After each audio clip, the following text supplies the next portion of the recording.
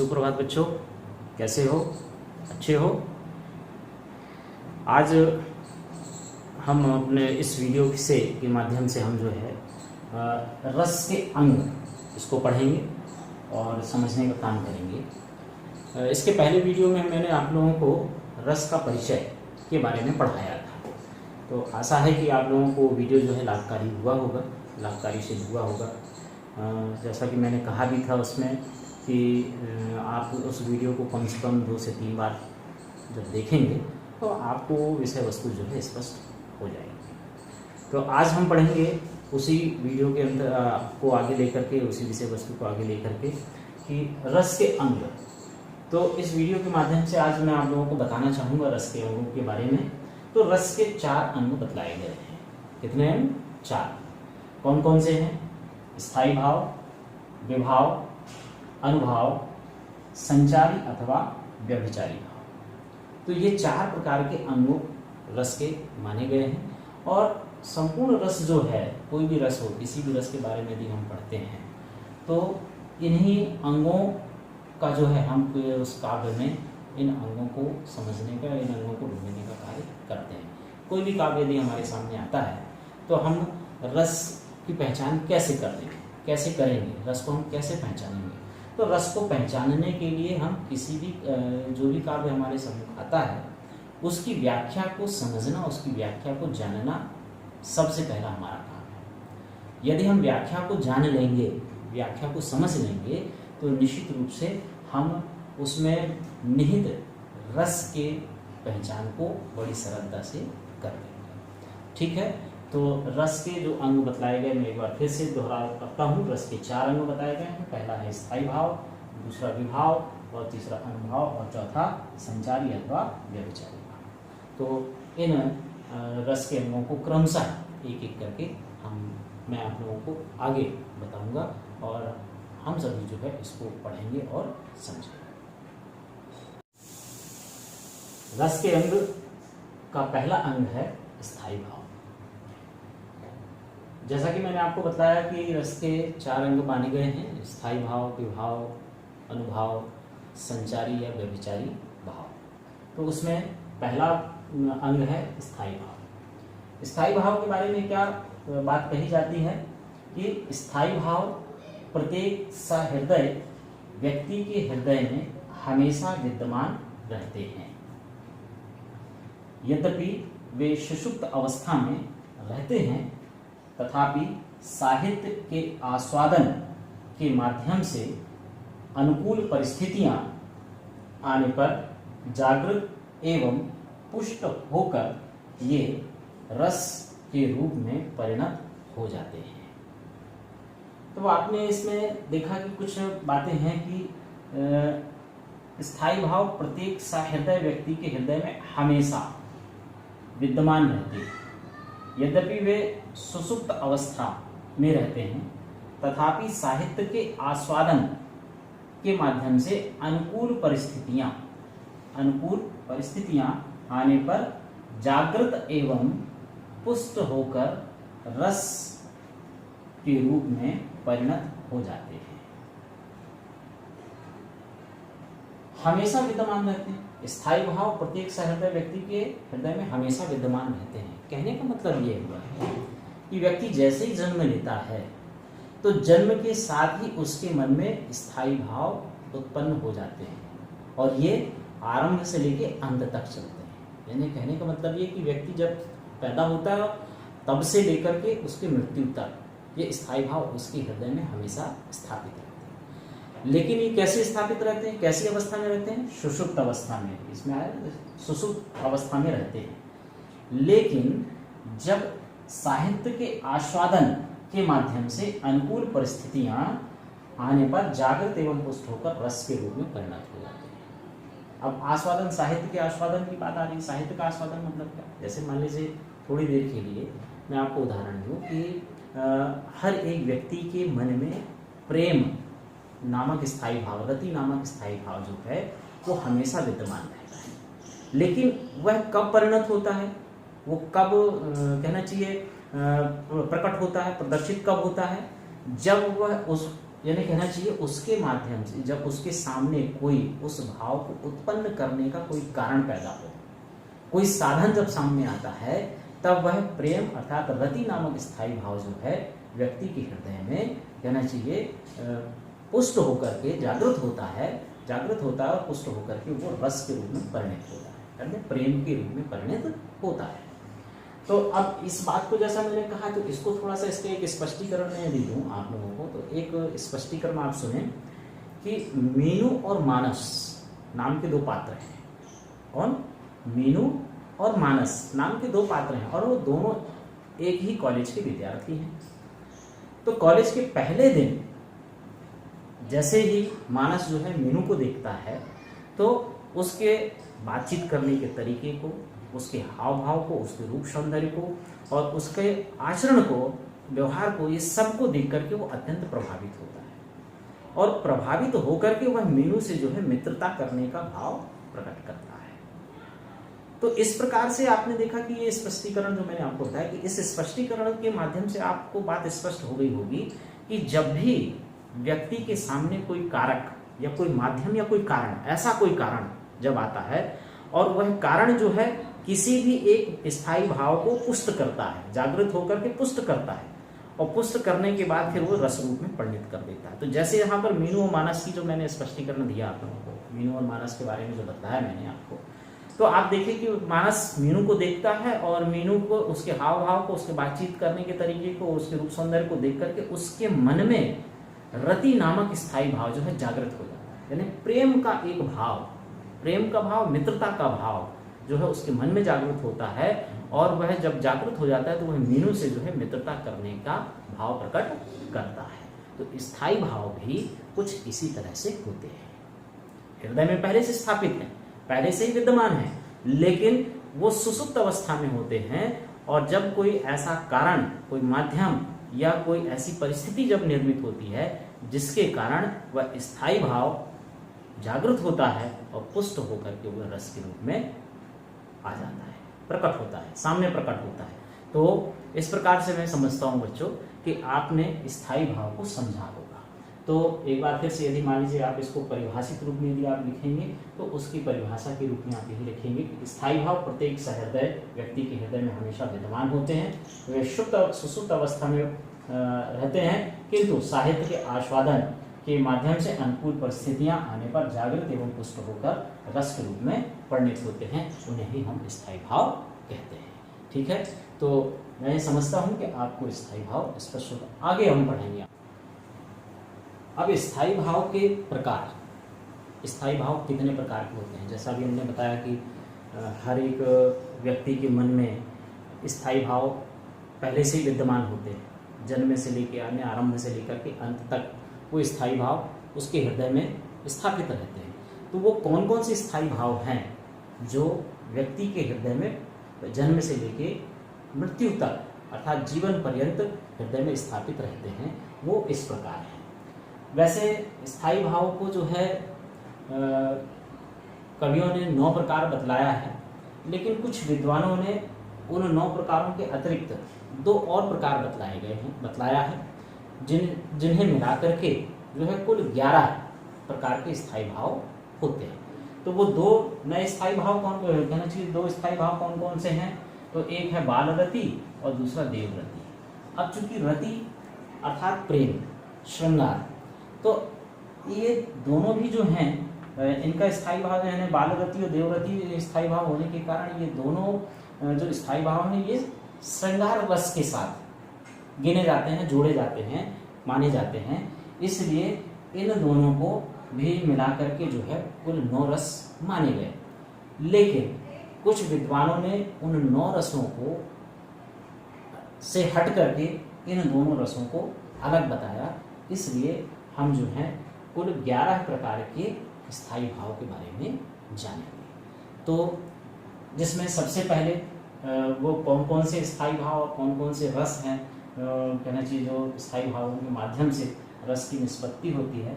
तो मैं इन स्थायी भाव के प्रकार के साथ में 11 प्रकार के रस और कुल 11 प्रकार के स्थायी भावों के बारे में बतलाऊंगा, मैं उनका परिचय दूंगा। तो वो कौन कौन से हैं वो इस प्रकार है।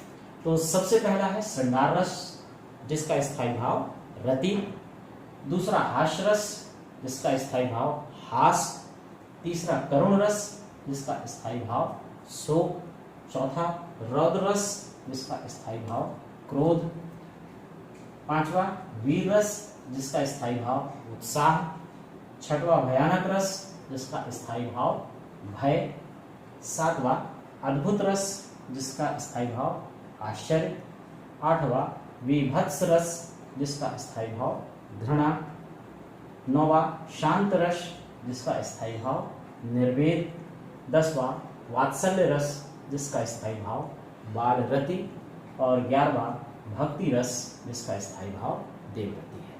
तो इस प्रकार से बच्चों हम कुल 11 प्रकार के स्थायी भावों की बात करते हैं।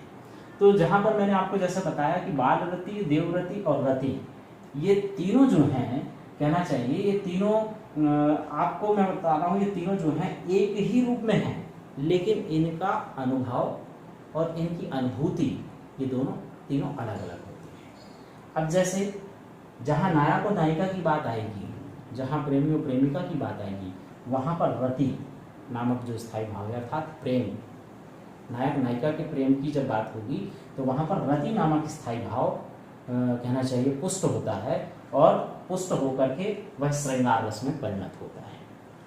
फिर वात्सल रस में, वात्सल रस यानी पिता पुत्र, पिता पुत्री, माता पुत्र, माता पुत्री, ये इनका जो है पुत्र बेटी और पिता का जो स्नेह है वो बाल रति के अंतर्गत आएगा। यानी पिता पुत्री, जब पुत्री अपने पिता से प्रेम करती है, पिता जो है अपनी पुत्री से प्रेम करता है, तो वह जो भाव होगा वह किस प्रकार का भाव होगा, स्थायी भाव कैसा होगा, वो बाल रति स्थायी भाव होगा।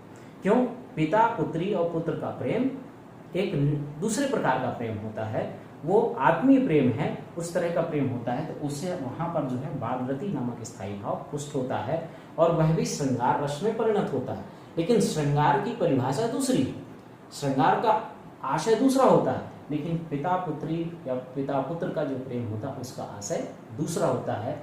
इसीलिए विद्वानों ने वात्सल रस को अलग रखने की बात कही और उसे एक नए रस की परिभाषा दी और उसे एक नया स्थान प्रदान किया। फिर है देवरति।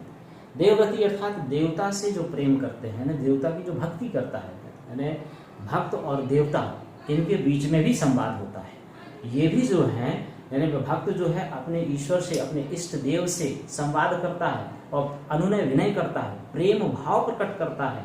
तो यही प्रेम भाव जो है कहना चाहिए देवरति नामक स्थायी भाव को पुष्ट करता है और वह जो है भक्ति रस में परिणत होता है, भक्ति रस के रूप में परिवर्तित हो जाता है। तो इस तरह से ये दो जो नए रस आए, दोनों अपने अपने स्थायी भाव को लेकर के एक श्रेष्ठ रस के रूप में प्रस्तुत हुए हैं। इस कारण विद्वानों ने जो है इन दोनों रसों को अलग कहा, अलग किया और अलग करने के बाद रसों की जो संख्या हुई वो कुल 11 हो गई है। तो अब हम जो हैं, अभी तक हमने 9 रसों के बारे में पढ़ा था, लेकिन अब हम उस कुल 11 रसों के बारे में पढ़ेंगे, जिसमें 11 रसों के अंतर्गत उनके स्थायी भाव इस प्रकार है। मैं एक बार क्रमशः फिर से पढ़ दूं।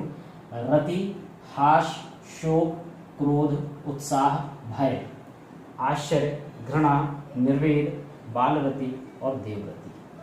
तो इस प्रकार से कुल 11 स्थायी भाव हैं जो प्रत्येक व्यक्ति के हृदय में आरंभ से लेकर अंत तक स्थायी रहते हैं। ठीक है, अब हम इसके बाद पढ़ेंगे रस के अंग के अंतर्गत दूसरा अंग विभाव।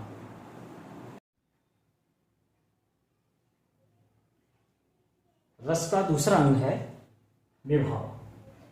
विभाव का शाब्दिक अर्थ है भाव को विशेष रूप से प्रवर्तित करने वाला। तो प्रवर्तित का मतलब क्या होता है? परिवर्तित करने वाला, बदलने वाला। ठीक है ना। तो किस रूप में बदलने का काम करता है? स्थायी भाव के रूप में परिवर्तित करने का काम करता है। कौन? विभाव। तो कैसे करता है, किस प्रकार से करता है? तो जैसे मैंने आपको बताया कि राधा और कृष्ण की बात आई, राधा और कृष्ण के प्रेम की बात पूरा संसार जानता, पूरा विश्व जानता है, सर्वविदित है। तो राधा ने जैसे कृष्ण को देखा, तो राधा ने जैसे कृष्ण को देखा तो कृष्ण के श्याम वर्ण को देख करके राधा जो है मोहित हो जाती है और उनके मन में प्रेम उत्पन्न हो जाता है, अर्थात रति नामक स्थायी भाव जागृत हो जाता है और जागृत होकर के पुष्ट होकर के वो प्रेम रस में परिवर्तित होता है। तो विभाव क्या होगा? विभाव अर्थात कृष्ण, यानी एक कारण भाई कोई ना कोई कारण तो चाहिए हमको, कोई ना कोई कारण हमको दिखना चाहिए, तब तो हमारे मन का स्थायी भाव पर जागृत होगा। यदि कोई कारण नहीं होगा तो सुप्त अवस्था में वो पड़ा रहेगा, किसी प्रकार से वो नहीं होगा। जैसे यदि मान लीजिए हम सो रहे हैं, अब सो रहे हैं तो जब हम सोते हैं तो क्या होता है कि नींद में हमारे मन के अंदर कोई भाव जागृत नहीं होता। लेकिन यदि हमने सोते समय यदि किसी प्रकार का सपना देख लिया जो डरावना है, तो उस डरावने सपने के कारण मन के अंदर जो भयानक नामक भय नामक जो स्थायी भाव है वह जागृत हो जाता है, वो पुष्ट होता है और पुष्ट होकर के भयानक रूप धारण करता है, भयानक रस की निष्पत्ति हो जाती है। मतलब हम डर जाते हैं, भयभीत हो जाते हैं और एकदम से आंख खोल करके बैठ जाते हैं। और जैसे ही आंख खोल करके बैठते हैं तो फिर हमारे घर सब लोग पूछते हैं कि क्या हो गया, क्या हुआ, क्यों बैठ गए, एकदम सोते सोते क्यों उठ गए। तो फिर हम जब उसको बतलाते हैं कि मैंने एक भयानक सपना देखा था और भयानक सपना देखने के कारण इतना भयानक था, इतना डरावना था कि मैं डर के कारण मेरी नींद खुल गई, मैंने अपनी आंखों को खोल लिया। तो ये क्या था? एक कारण था। तो इसी प्रकार के कारणों को जो स्थायी भाव को जागृत करने का काम करते हैं उनको हम कहते हैं विभाव कहते हैं। तो इसमें आया ना कि विभाव का शाब्दिक अर्थ है भाव को विशेष रूप से परिवर्तित करने वाला। तो विभाव क्या होता है? भाव को परिवर्तित करता है। किस रूप में परिवर्तित करता है? स्थायी भाव में परिवर्तित करता है। ठीक है, तो इस तरह से ये विभाव हुआ। अब विभाव के दो भेद बताए गए, कौन कौन से? पहला आलम्बन विभाव। तो आलम्बन विभाव क्या? जिसके प्रति भाव उत्पन्न हो वह आलम्बन है। तो राधा के मन में किसके प्रति भाव उत्पन्न हुआ? कृष्ण के प्रति। तो कृष्ण के प्रति यानी कृष्ण को देखते ही राधा के मन में भाव उत्पन्न हुआ, तो कृष्ण जो है राधा के लिए आलम्बन कहलाएंगे। क्यों आलम्बन कहलाएंगे? क्योंकि उनको देखते ही, उनके श्याम वर्ण को देख करके ही राधा के मन में भाव उत्पन्न हुआ, जागृत हुआ। तो इस प्रकार के भाव को क्या कहते हैं? आलम्बन विभाव कहते हैं। फिर दूसरा है उद्दीपन विभाव। उद्दीपन विभाव क्या है? स्थायी भावों को बढ़ाने या उद्दीप्त करने वाले भाव उद्दीपन कहलाते हैं।